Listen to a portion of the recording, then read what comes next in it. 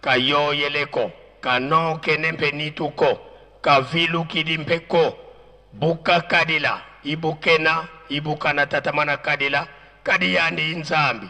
Tulombele kwa sidi tutata mwanda velela watu tela mana betu bana tukufana kiambote. Faki.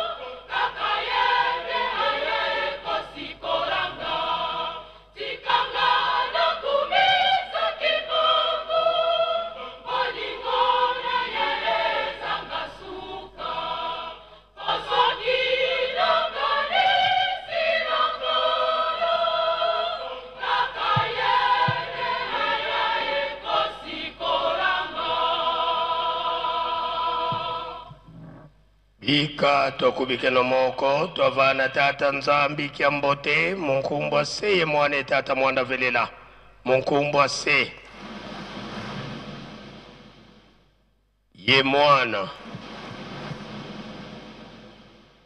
ye tata mwanda velela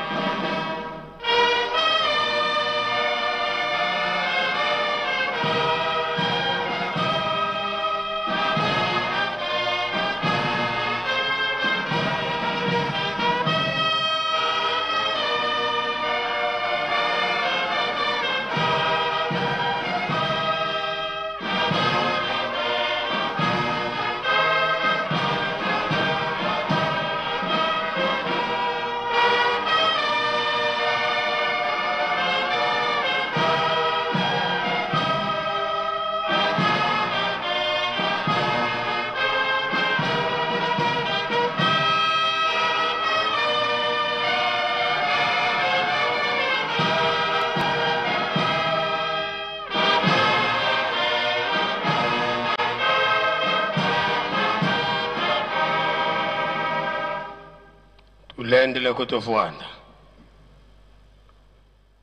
sedeto wanzambi eto tata mwanda velela beto bana bakutukulombelo bakafulu watusikirikisa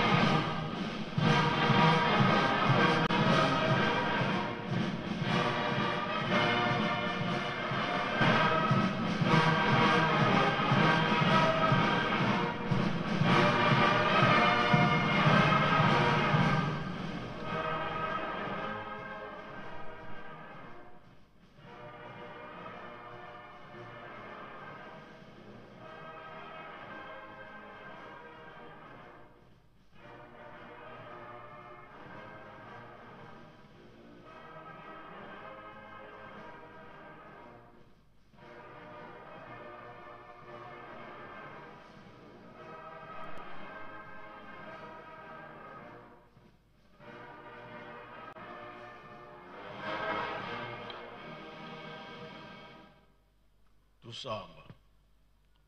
Pensamos a mfumu wetu Yesu Kristo, yezola kwa nzambi wa sedeto, yiuntu hadi ya mwanda velela, bika wakalanga yetu tukao kwa yele mvu, se bwane mwanda velela. Amen.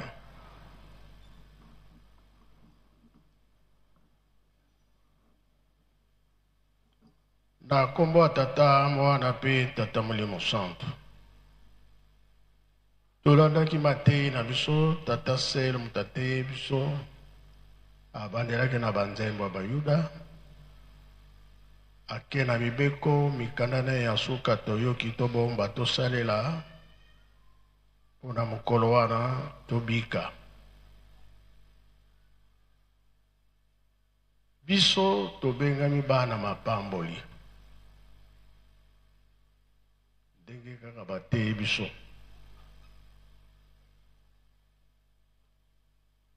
toyebi ke nkolo Yesu ayaki na mokili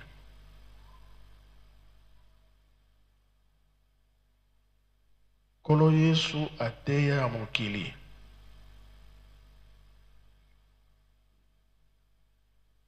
tobomaki nkolo Yesu ezaki kana likambo moko oyo ye alobaki po ete azali mwana ya Nzambe. Bafarisien bakangelaki ye motema mpona nini akenda kolobaka ye mwana ya Nzambe. Baye koboma ye.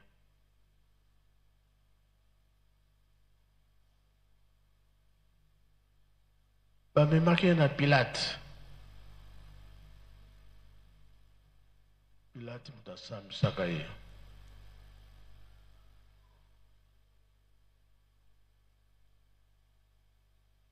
Pilate atunaka motuna moko. Toyoki ke ozali roi des rois.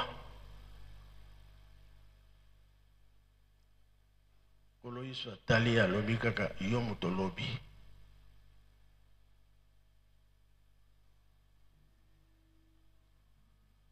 Ria kanisa bien ye moko Pilate. Mutu ya boye. Lokola mwasi na ye alotaki ndoto keba moto oyo kosambisa. Kasi ye asokoli maboko. Pesi ye nzela baboma ye. Sango ya nkolo Yesu etamboli na mokili mobima malgré likambo wana.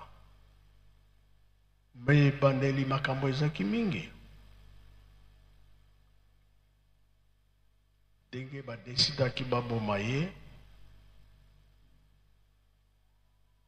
Bao basalaki mosala wana balobi makila na ye batangela ngo na mutu na bango na ya bana na bango na bakoko na bango. O wana mpe balobaki ezaki mabe.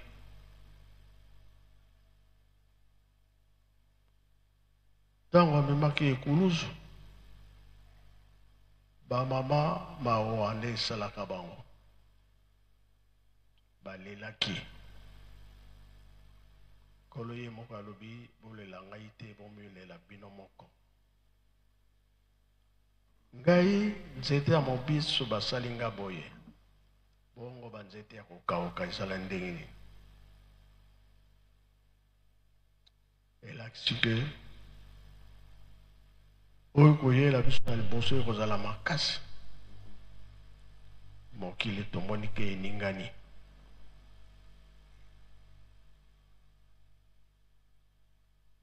Tomoni pasi na mokili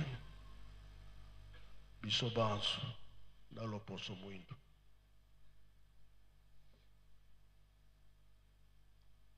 Toyebi ke likambo ebandele epai ya bamindele.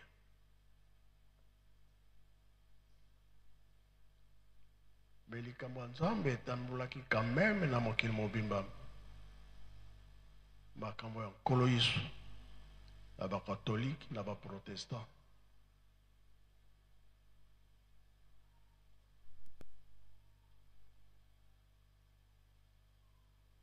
Les Anglais, Banglais, bakolonisaki baméricains.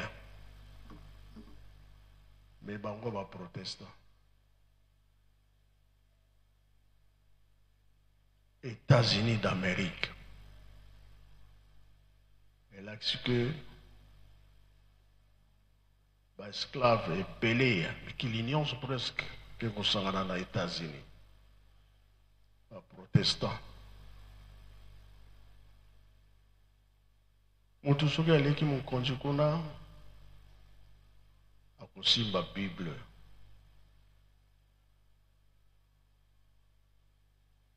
Elakisi ke bango basambelaka ba protestant.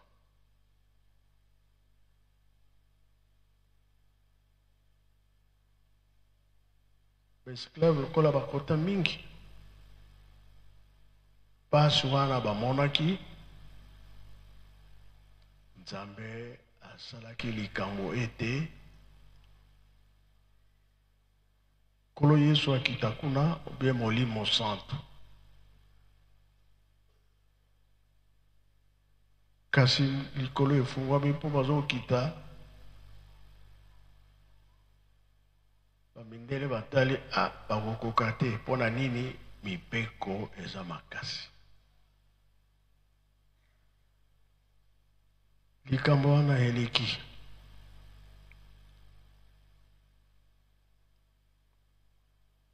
Biso tozalaki coloniser na ba Belge. Ba Flamand bayaki mpona kokoloniser biso. Mais entre-temps, Kolo Yesu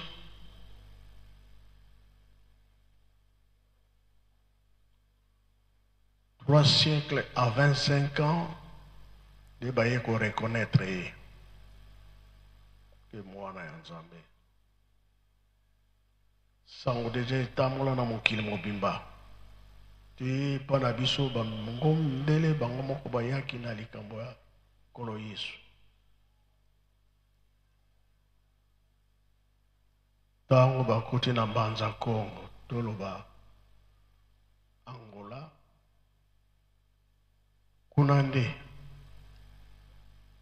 mama kimpa vita lobaki ete biso pe toza na Nzambe na biso komona ye Kimbangu.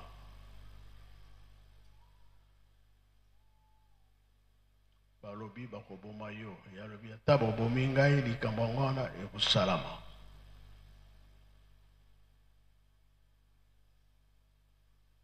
Yango ete na 1706 batumbaki mama kimpa vita. 1887, le 12 septembre, Tata Kimbangu ebimi. Wana ba Flamand bazali awa. Ye moko papa Kimbangu protestant, mission. Awa na mboka Nkamba ba mission na bazalaki.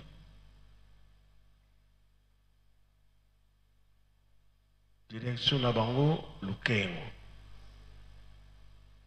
Mwana papa Kimbangu atiki Nkamba kena Lukengo kozwa programme. Direction na bango Gombe Lutete. Kivula vula.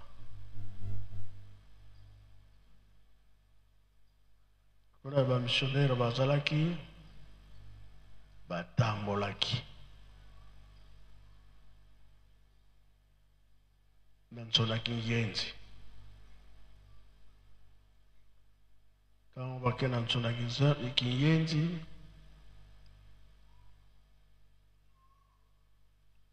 kunande bakena yukomona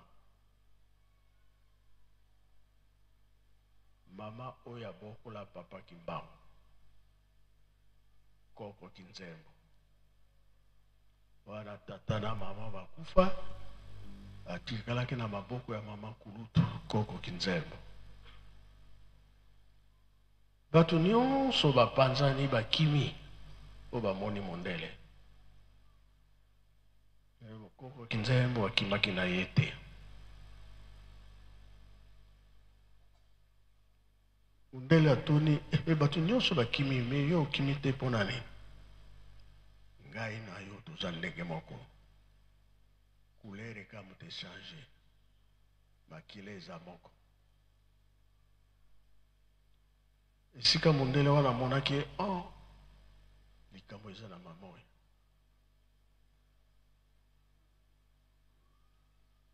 Mondele wana zongi na ye Gombe Lutete.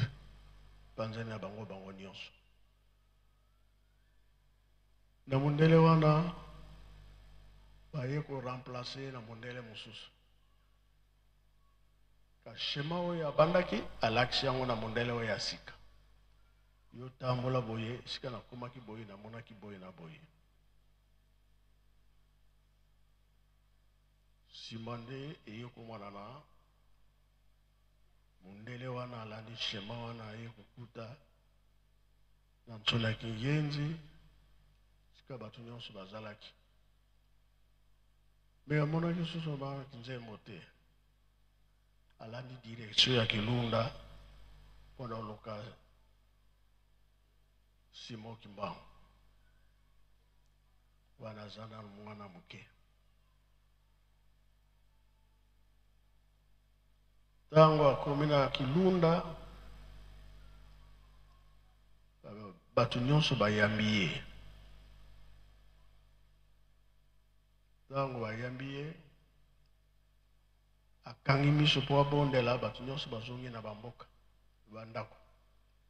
Bamosusu baye na machete, bamosusu baye na banzete na baminduka mpo baboma ye. Ntango asali ame entouré, ndele asambeli nde alongwaki na maboko na bango na cheval na ye.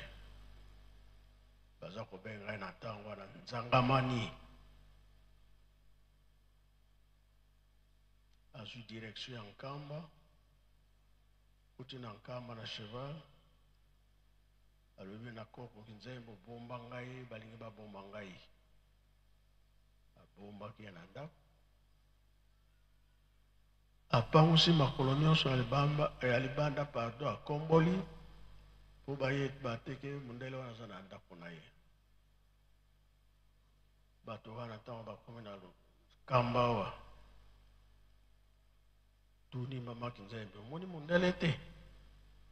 Damoni ye te. Alobi apiki tokei. Esika wana balobaki mundele alobi na mama kinzembe, okosala mosala ya tata Nzambe. Mama kinzembe alobi nazali mwana mwasi na kobanda ndenge nini? Yalobi yo te kasi mwana azali aho ya mobali. Soki totali bien, mokili mobimba bazalaki kozela koya ya mwana motu molimo santo. Bato bazalaki kozela akokwela wapi? Babandaki koluka ye na 13e siècle. Abotamaka te. Me mundele ntango alandi ye komona papa kimbango na nkamba bakonfirme. Yango tobengami bana mapamboli. Sikoyo likambo eza pa na yo. Oyo elingaki ekwela na baaméricain, Nzambe alobaki ke bato wana bamonaki pasi. Erataki kuna eyipa na biso na bakongo to toloba moto mwini. Yango elakisaki ete mpona kokolize Congo baflamande bandimaki.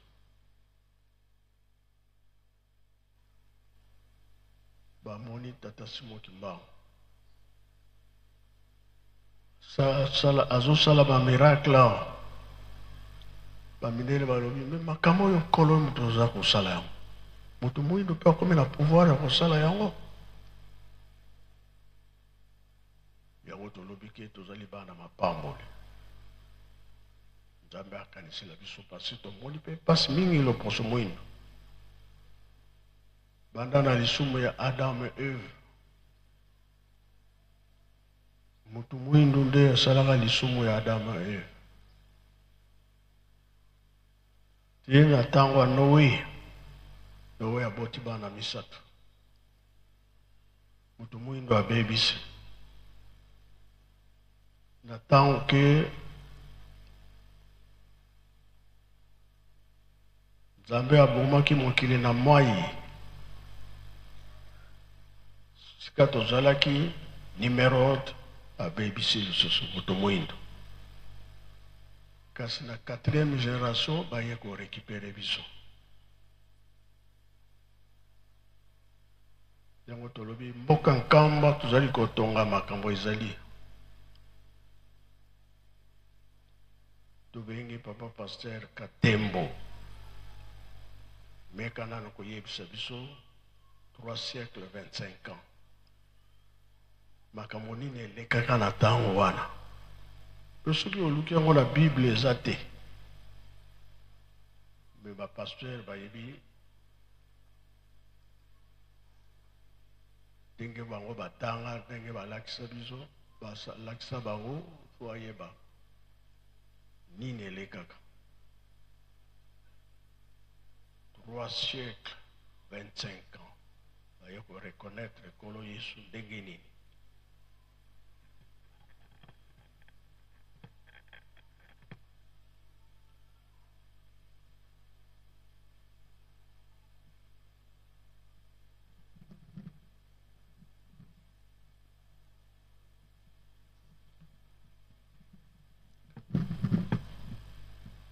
Na kombo ya tata mwana pe tata Molimo Santo. Merci papa. Batata na ba mama likambo papa alobi pona koyeba na ya christianisme, doctrine ya Jésus Christ na mokili mobimba ezalaki après 3 siècles 25 ans, c'est-à-dire na 325. Wana nde basalaki concile de Nicée. Mission oyo nkolo Yesu ayelaki ya korekipere mokili mobimba. Kombo na ye eyebana na mokili mobimba. Mission ezali na mokanda ya Matai esika toyebi biso nyonso ezali na Matthieu chapitre 28 kobanda na verset 18 tokosilisa na verset 20.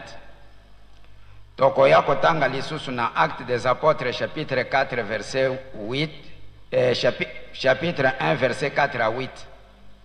Bongo tokosala commentaire na likambo papa uti koyebisa biso.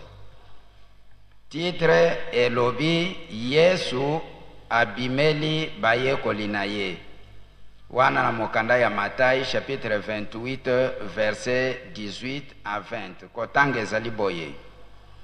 Yesu aye penepene na bango pe alobi Nzambe apesi ngai bokonzi nyonso na likolo mpe na se. Bongo bokende epai ya batu ya bikolo nyonso pe bokomisa bango bayekoli na ngai. Bobatisa bango na kombo ya tata ya mwana pe ya tata Molimo Mosantu. Bolakisa bango batosa mitindu nyonso na pesaki bino. Boyeba ete nazali na bino mikolo nyonso ti na suka ya mokili. Tokei na Actes des Apôtres na chapitre 1 verset 4 tokosilisa na 8. Na 4 elobi boye. Mokolo moko azalaki kolia esika moko na bango. Atindi bango boye. Bolongwa na Jerusalem te kasi bozela likambo oyo tata alakaki ndenge nalobelaki bino. Pamba te mobatisi abatisaki bato na mai. Kasi na sima ya mwa mikolo Nzambe akobatisa bino na Molimo Mosantu. Bongo bantoma oyo basanganaki batuni Yesu nkolo ezali na mikolo oyo nde okozongisa bokonzi ya Israel. Yesu azongiseli bango mpona tango to mokolo etali bino te. Tata atia yango ndenge ye moko alingaki. Kasi Molimo Mosantu akokitela bino bongo bokozwa nguya po bokende kosakola sango na ngai na Jerusalem, na region ya Yudea pe ya Samari mobimba ti bipai nyonso ya mokili. Na kombo ya tata mwana pe tata Molimo Mosantu, batata na ba mama tolandi esika totangi par rapport na oyo Nzambe Molimo Mosantu atindi biso po tolobela ndenge likambo ya nkolo Yesu etambolaki na mokili kino na bambula oyo tozali banda ebandeli mbotama ya nkolo Yesu. Batu bayaki koyeba sango na ye ezalaki après 3 siècles 25 ans ndenge touti koloba. Toye kolanda mission ya nkolo Yesu ezalaki ndenge bayokanaki. Tango babomaki ye ndenge papa uti koloba, nkolo Yesu asekwaki après 3 jours. Toyebi yango biso nyonso.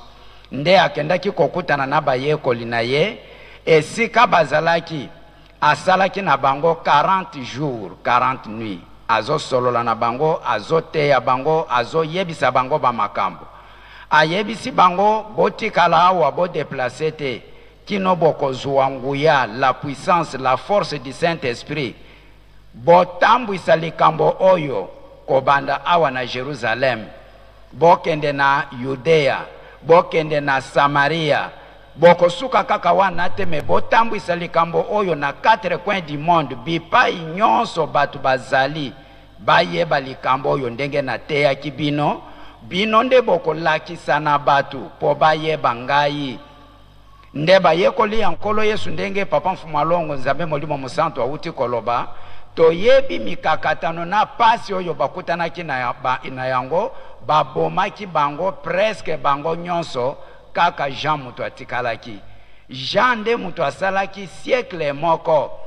Sima ya kosala siècle moko, tangu Jean akufi, bayekoli nyonso bakufi, likambo wana eyebanaki te. Même côté na biso na 1 siècle, sango ezalaki te koyebaka ezali na mutu babengi ke nkolo Yesu. Bavandi bazoloba kaka bango na bango muke, baye kokoma na 325 après Jésus-Christ.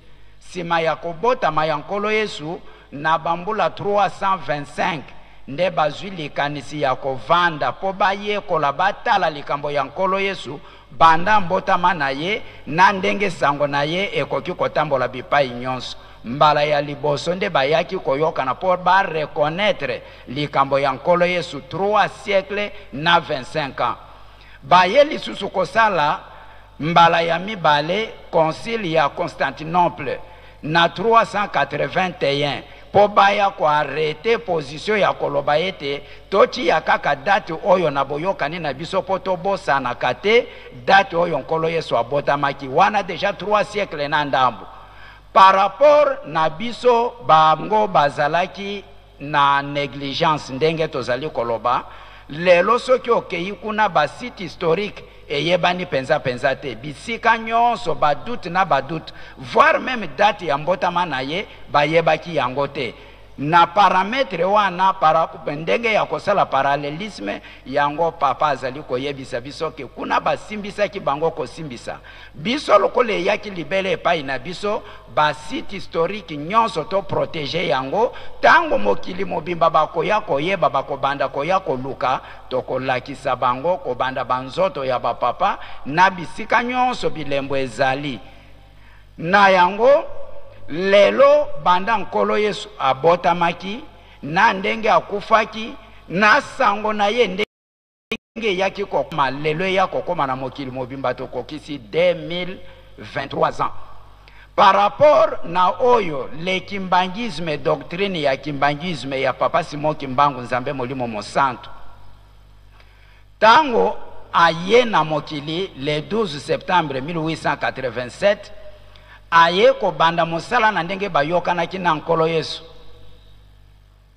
Toyebi histoire le 6 avril 1921. Banda mbotama ya nkolo Yesu 1921 nde papa Molimo Mosantu aye ko banda mosala le 6 avril. Lelo tokokisi siècle moko na bambula mibale. Mais total ampleur ya likambo oyo le kimbangisme ndenge tamboli mokili mobimba lelo ndenge tozoloba biso tozali na avance vitesse ya makasi par rapport na ndenge histoire ya nkolo Yesu ndenge tambola kekendeki malembe mingi babandaki koya kovanda po balobela yango 3 siècles 25 ans. Mais biso lelo na 100 ans siècle moko touti ko fete centenaire awa na 2021. sango ya papa Simon Kimbangu etamboli mokili mobimba batu nyonso bayebi ke na mokili tozali na mutu oyo nkolo Yesu atindaki kombo na ye papa Simon Kimbangu. Alors soki totali kokota ya likambo to kotambola ya likambo ya papa Simon Kimbangu, banani batu batambwisi yango po etambola na vitesse. Na nkolo Yesu tolobi ete bayekoli basalaki me bakokaki penza kotambola partout te puisque bomaki bango. Me na turu ya papa Simon Kimbangu molimo mosantu ndenge toyebi ke molimo azali kaka molimo. Banani batambwisi sango na ye po ete etambola partout na 4 coins ya mokili. Tango papa Simon Kimbangu atikaki biso le 12 octobre 1951 toyebi ka sekwaki ndenge nkolo Yesu asekwaki, papa Simon Kimbangu pe asekwaki, ayaki kokutana lisusu na ba disciple na ye oyo akabonaka na bango a partir ya nkamba ndenge bazalaki kokanga bango. Ba disciple oyo bakutanaki na nkolo Yesu après lisekwa na ye na Jerusalem, toyebi bango ezalaki Pierre, Jacques, Jean, André, Philippe, Thomas, Barthélemy, Matthieu, Jacques, Simon na Yuda. Me bayekoli ya papa Simon Kimbangu oyo ye akangamaki na bango bakei, ye papa akei na Lubumbashi, bango bakendaki na Lowa. Toyebi ke relegation esalamaki bisika ebele. Nzoka nde ezalaki mayele ya tata Nzambe, bango moko basupporter déplacement ya tata molimo mosantu kolongwa na Congo central oyo tozalaki kobenga dans l'état Bazaïr. Ba matisi a traversé Congo mobimba, ba futelie ba transporti bazomema ye bake kokomisa ye na suka ya RDC ya Congo ya Zaire na tango wana. Po ete sango na ye eyebana na RDC mobimba. Esika bazalaki kokanga batu ndenge toyebi na Centrafrique na bisika ebele ba pays ebele bakangaki batu, ezalaki occasion ya kotinda bango bafutela bango babie po bakende kopanza sango ya tata Simon Kimbangu. Bango moko bazalaki kokende koloba nini bakangi biso pona papa Simon Kimbangu. Papa Simon Kimbangu azali motinda miankolo na biso Yesu Kristo. Bazo kende kolobela yango awa na Congo central te me esika oyo batindaki bango. Nde evangelisation ezalaki kotambola ndenge wana. Kuna esika akendaki na Lowa na 1952 le 29 juillet akuti bango kuna ezalaki mama Mikala Mandombe ndenge toyebi, papa John Mayanga, papa Alfred Ntima, papa André Mbaki, papa Antoine Kuyowa, papa Jean Lumbwende, papa Raphaël Lenge, papa Banzadio, papa Thomas Duma na mama Clementine Wamengwa. Oyo nde ba disciple na ba mususu oyo bakutanaki penza na papa Simon Kimbangu asalaki na bango 8 jours. Azali kote ya bango na kati na bango papa oyo Antoine Kuyowa azalaki katekiste na Vula awa na Gombelutete. Tango bayoki sango ya papa Simon Kimbangu awa na Nkamba ayaki lokola mutu moko ayeko sala enquête po ayeba soki ya solo. Tango bayeko kanga papa Simon Kimbangu bamemaki papa Antoine Kuyowa na Mbanza Ngungu yende mutu atemwanyaki ke likambo eza ya solo. Nkolo Yesu penza mutu azosala na kati ya papa Simon Kimbangu nde bakangaki ye. Tango bakangi ye nzela moko na baoyo bakendaki na Lowa.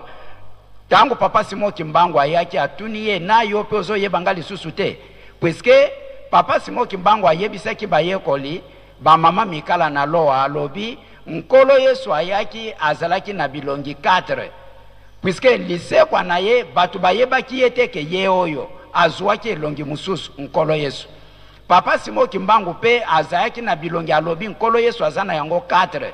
Mengai nazali na bilongi 7. Batata na ba mama ndenge papa azali koloba tozala fier pe tozala na susi ya ko protéger likambo oyo. Bilongi oyo papa Simon Kimbangu alobi bokomona ngai lisusu na elongi ya 1921 te. Bae balingi kosala recherche na likambo yo bokota na internet boko yoka makambo ndenge ezali kuna na kati. Ke elongi oyo nazalaki na yango na 1921 bokomona nga na yango lisusu te. tango aye komonana na elongi ya mibale oyo amonanaki na kombo ya papa Diangenda ti batu mingi baye kokufa bandimaki te ye moko azoloba ke ngai nde papa Simon Kimbangu me batu bandimaki te elongi mususu yango oyo ndenge tovande na papa awa totala biso moko nani azali kondimake ya solo tozoloba Bible ezali kolakisa ba témoignage ezali ba vision ezali ba nzembo ezali me batu tilelo baza kondima teke oyo ezali elongi mususu parmi ba sept figure ya papa Simon Kimbangu ndenge tozali na ye lelo boye azali na bilongi 7 kotambola na ye apparition na ye moko papa Simon Kimbangu muto apanzaki sango na ye moko na bisika azalaki kotambola bisika azalaki komona na ti lelo avanda te evangelisation na ye po etambola 4 coin ya mokili ye moko muto amibimisi azomonana na ba vision lokola tata oyo ayaki awa mundele oyo towuti koyamba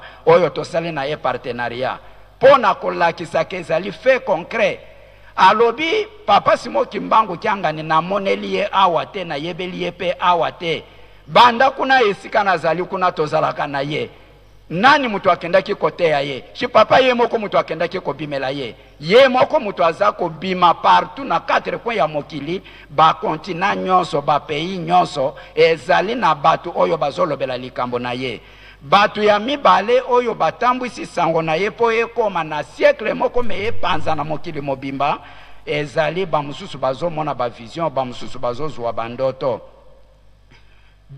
troisième manière ya évangélisation ya papa Simon Kimbangu ndenge tolobi ezali relégation na arrestation tango bazali kokanga batu na komema bango bipai na bipai nzoka nde bazo faciliter bango transport po bakende koteya likambo ya papa Simon Kimbangu na ba oyo bazali kokende koluka vi na bango ba mususu bakei na ba continent nyonso bapanzani tango bakomi kuna babandi kofongola ba paroisse basangani mibale misatu toyoka pays boye kimbangisi ekoti pays boye bakoti lelo ndenge tozoloba boye na durée ya siècle moko kaka 100 ans église kimbangisi ekoti na 5 continents mobimba awa ndenge tozoloba boye toyebi chaque continent ezali na ba paroisse na biso dans les différents pays mais car ezali ya siècle moko kaka par rapport na nkolo Yesu 3 siècles 25 ans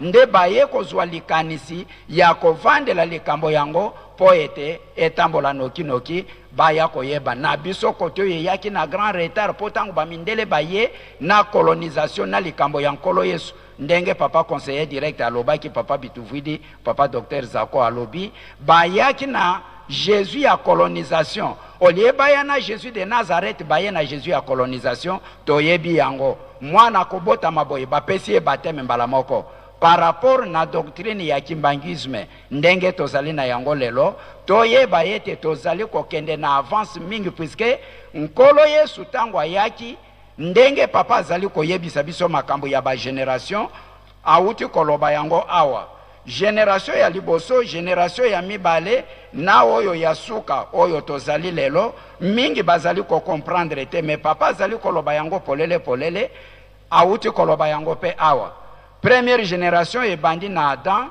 ti na Noé deuxième génération ebandi na Noé ti na Abraham troisième génération ebandi na Abraham na komiti na Jésus Christ quatrième génération ya suka ebandi na Jésus Christ atikeli responsabilité na nzambe ya suka nzambe ya misatu tata molimo mosantu nzambe mususu ya koya basala remise et reprise na molimo mosantu azate yango papa azali koloba ete 5e génération ezalite ya suka nde yango oyo nkolo Yesu apesi charge na papa Simon Kimbangu molimo mosantu nzambe ya suka ekeke ya suka yango oyo ndenga azali koyebisa biso tolandi na Bible esika totangi balobi tambwisa likambo oyo kobanda awa na Jerusalem ekende na Yudea ekende na Samari boko suka wana te mebotambola na 4 coin ya mokili papa Simon Kimbangu tango ayaki na lowa alakisi bango alobi liputa oyo nazali kolata ya 4 coin ya mokili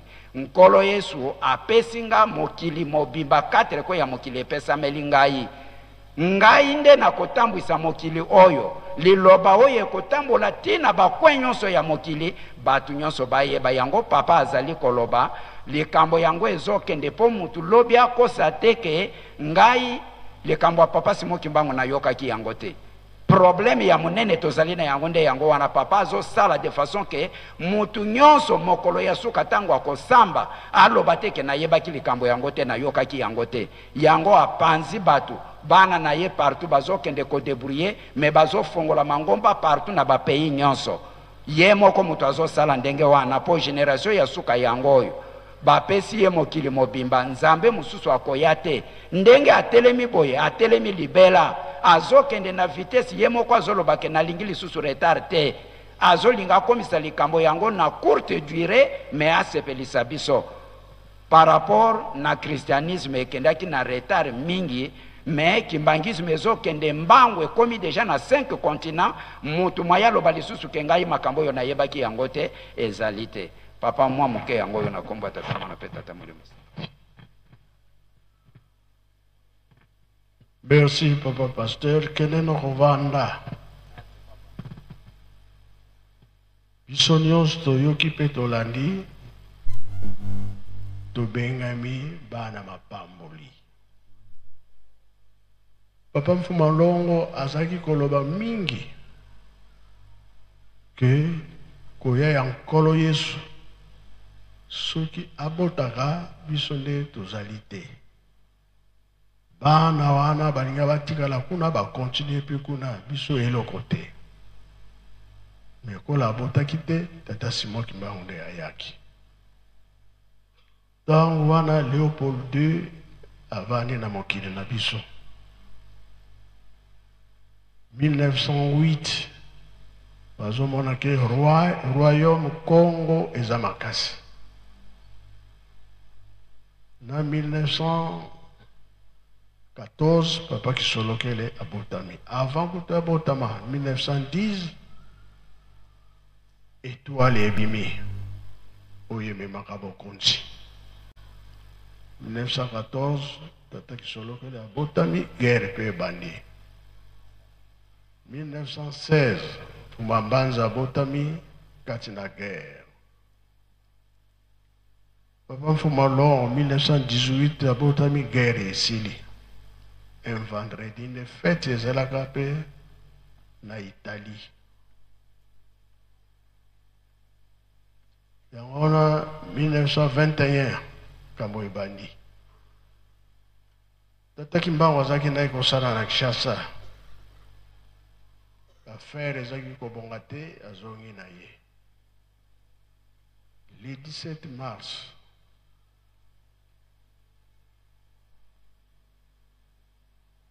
awa na Kachankamba fenêtre ya likolo efungwami na 21 alobi na ye lobi le 18 naza koya wana kolo Yesu. Le 18 mars 21 papa Kimbangu akiti basololi wana na kolo Yesu wana koyebisa ye ke ntango ekoki obanda musala. Le 5 avril na 0h kolo aye basololi mama Moïlo à côté.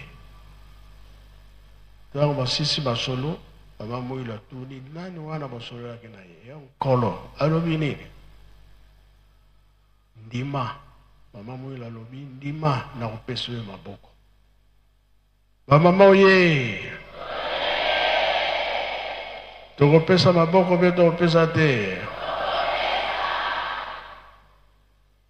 Batata fondation batata oye yoka bango bino fondation be fondation te ya nini. Voilà. Est-ce que likambo yango ekene yango na bato mosusu etikala libela wa tokotonga Yerusalem vive tokotonga te. Memorial sikoyo bakoko nyonso bakangama tolingi totonga bongo tokolanda oyo koya liboso. Kambango depuis 13e siècle. Causé la molimo santoya. Zokane akitanaye. Ba flamand baye balobi batete ba koka me bakenaki. Batiki biso. La Belgique, l'ingombe kota kate et kota. Bakamunions partout, papa mfuma long, papa d'angiena depuis 60. Atamboli na ba pays nyons.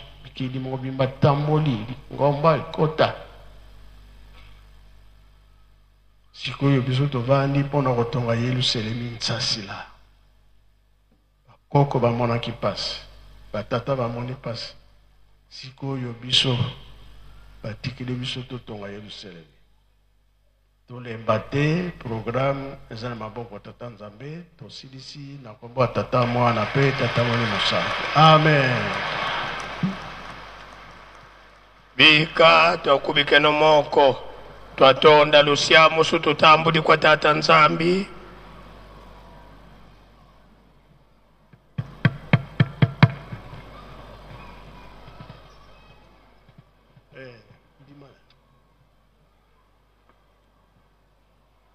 Dirigeant Souki Bazali, un appel.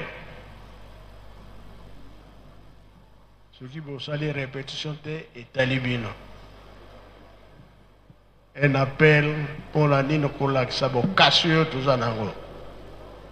Biso tuzabana mibeko. Tokota kabanzela mususu te tuzali bana mibeko. Toyokane hein? Un appel.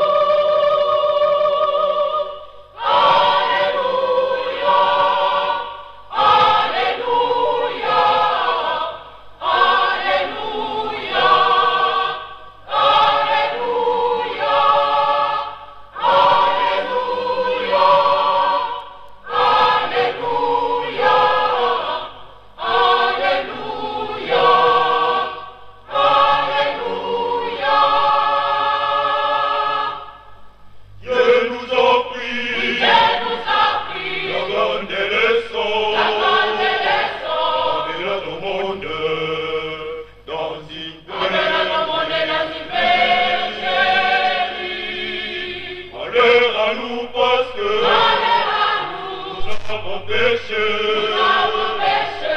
Voilà pourquoi nos yeux se sont obscurs. Voilà pourquoi nos yeux se sont obscurs. Alléluia. Alléluia. Alléluia.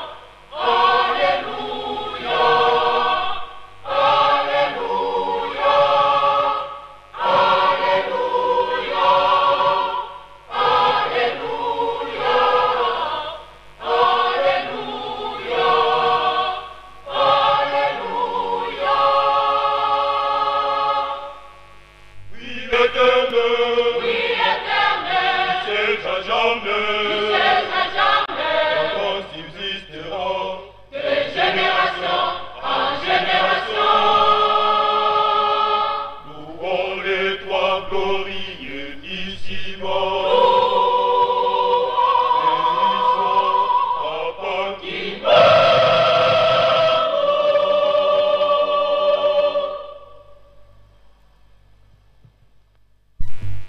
Merci dirigeant. Tous ici, na combat tata moi na paix tata mulimosa. Toi amen.